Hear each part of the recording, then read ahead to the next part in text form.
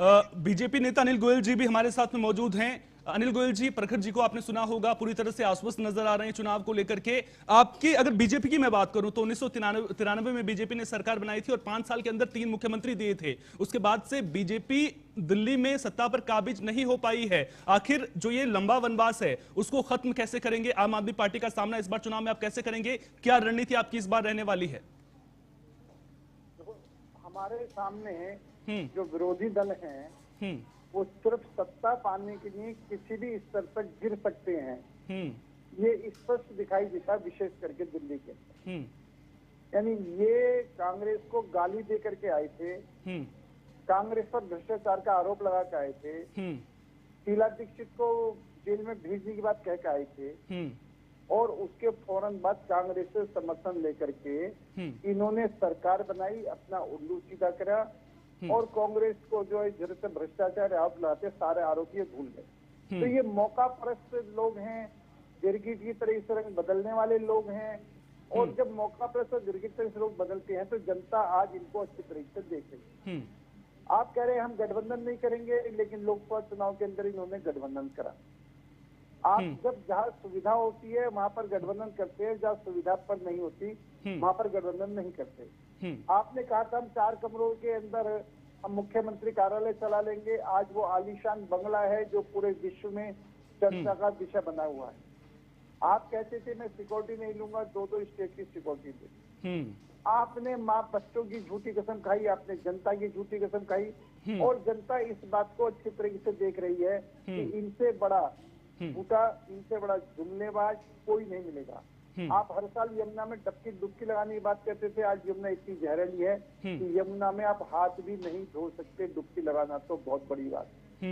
आज ये कूड़े के पहाड़ को खत्म करने वाली बात कह रहे थे कि हम आएंगे निगम में कूड़े के पहाड़ हटा देंगे।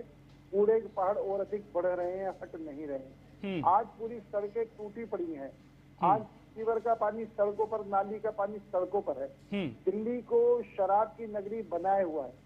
तो ये सब चीजें जनता देख रही है और उस जनता का इनको जवाब देगी। और निश्चित तौर पर कांग्रेस का लोकसभा में गठबंधन करने से कांग्रेस ने अपना ही नुकसान करा कि इनका वोट आधा, इनका मतलब वोट और घटा है, और कांग्रेस इसकी भरपाई करने के लिए कांग्रेस भी अकेले से चुनाव लड़ने की बात कर रही है।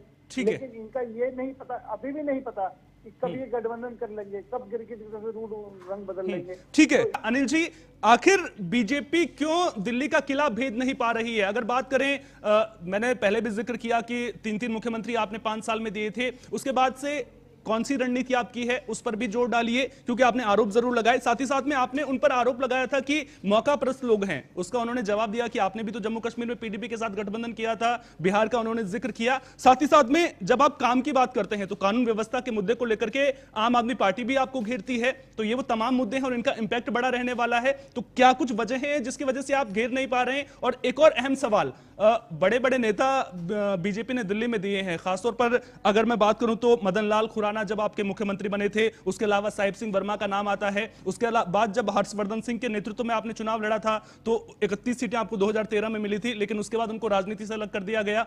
दिल्ली की राजनीति की मैं बात कर रहा हूं।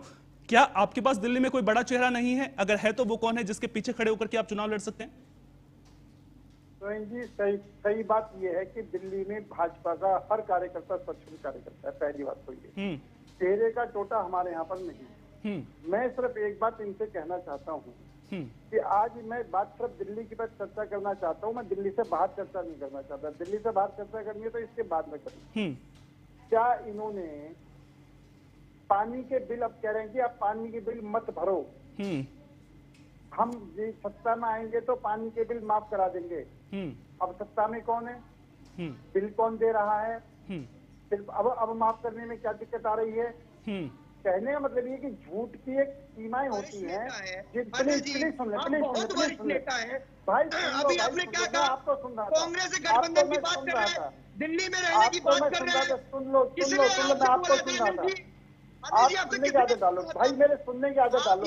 ऐसे बीच में बोलोगे तो मैं भी बोलूंगा। प्रखर जी उनको बोलने दीजिए ना, प्रखर जी उनको बोलने दीजिए ना। इस तरीके भाई मैं आपको सुन रहा था। प्रखर जी आपका टर्न आएगा, आपसे मैं जवाब जरूर लूंगा, उन्हें पहले सुन तो लीजिए वो बोल क्या रहे हैं।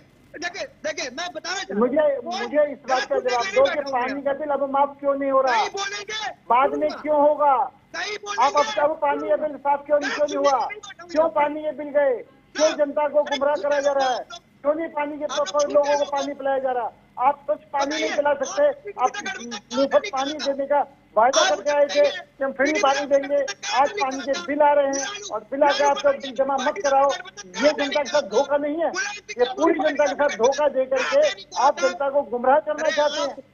आप इस तरीके से अपनी बात को कह करके आप खुद पूरे जुमलेबाज हैं, हर कदम पर जुमलेबाजी करते हैं। प्रखर जी, अनिल जी, जिस तरह से आप डिबेट कर रहे हैं, कदम पर लोगों को प्रखर जी, भड़काने की कोशिश करते हैं। प्रखर जी, मैं आपको पूरा बोलने का तरीका मौका नहीं दूंगा। आपका। प्रखर जी, एक बार सुन लीजिए ना, आप दोनों वरिष्ठ नेता हैं अपनी पार्टी के, अगर आप इस तरह से बात करेंगे तो फिर कैसे चलेगा? जनता के बीच में क्या संदेश जाएगा? आप सुन लीजिए, आपको मैं, ठीक है, उनकी बात पूरी होने दीजिए, आपको मैं जवाब देने का पूरा मौका दूंगा।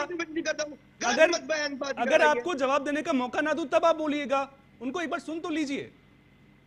बोलिए अनिल जी, अपनी बात पूरी कीजिए। मैं निश्चित इसके अंदर आपके मुख्यमंत्री कहते हैं पानी के बिल जमा मत कराओ, बाद में माफ कर देंगे। अब आपने पानी के बिल क्यों भेजे? मैं सिर्फ आपसे एक बात ये पूछना चाहता हूँ, और आप इस तरीके से कितने आपने झूठे वायदे करे हैं। आप एक बात कहते हैं केंद्र सरकार में काम नहीं करने देती, केंद्र सरकार काम नहीं करने देती, केंद्र सरकार काम नहीं करने देती। तो जब आज के केंद्र सरकार तो आगे 5 साल की रहेगी, तो केंद्र सरकार आगे भी काम नहीं करने देगी, तो अब क्यों जनता तुम्हें वोट दे? क्यों जनता तुम्हें सत्ता पे सौंपे? क्यों तुम काम ना करने के बहाने ढूंढ करके दाएं बाएं भागते हो? काम करते नहीं हो, काम करना बस की नहीं है, नियम के अनुसार चल बस की नहीं है, नियम के अनुसार चल नहीं सकते। आरोप, हर बात का आरोप आप केजरीवाल पर हर बात का आरोप आप केंद्र सरकार के ऊपर डाल देते हो, हर बात का आरोप एलजी के ऊपर डाल देते हो। निश्चित तौर पर जिस तरीके से आपने शिक्षा का सत्यानाश करा है, जिस तरीके से आपने यहाँ पर शराब की नगरी बनाई है, और जिस तरीके से लोगों को पानी के पीने से तरसाया है और लोगों को गंदा पानी पीने के लिए मजबूर करा है, जिस तरीके से दिल्ली के अनिल जी, मैं जवाब ले लेता हूँ। अनिल जी, आपने जो भी आरोप लगाया उनका जवाब ले लेता हूँ। प्रखर जी, आरोप उनका यह है कि पहले आप कहते थे कि एमसीडी बीजेपी के पास है, अब एमसीडी भी आपके पास में आ गई है, उसके बाद एमसीडी में आपने क्या कहा? आप दिल्ली का चुनाव है, दिल्ली के ऊपर बहस करो। आप यूपी पे चाहते, मैं यूपी पे तैयार हूँ। आप हरियाणा में चाहते, हरियाणा में तैयार हूँ। बिहार में चाहते, बिहार में तैयार हूँ। लेकिन आप अगर डिबेट दिल्ली से हो रही है, आप दिल्ली के ऊपर डिबेट की बात करें। आप इस तरह, आप गोवा में जमानत जब्त करा गए हो, आपको गोवा में आपकी जमानत जब्त हुई है, हरियाणा में आपकी सारी जमानत जब्त हुई है, यूपी के अंदर तो आपको किसी ने कदम रखने नहीं दिया है। वो जानते ही आप जैसे भ्रष्टाचारी, आप जैसे दोगले, आप जैसे भूलने वाले लोग कहीं पैदा नहीं हुए। ठीक है, आप दोनों को मैंने सुना, तनुज जी आपके पास में आऊंगा। अनिल जी, प्रखर जी, रुकिए ना, तनुज जी से